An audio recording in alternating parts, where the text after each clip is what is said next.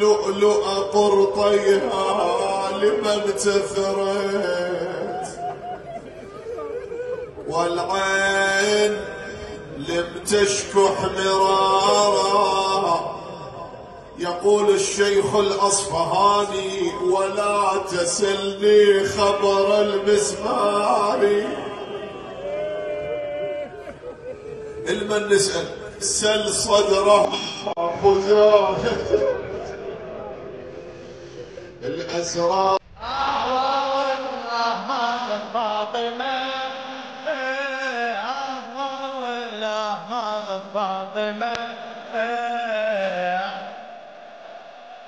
السلام على من دفنت سرا لا جهارا.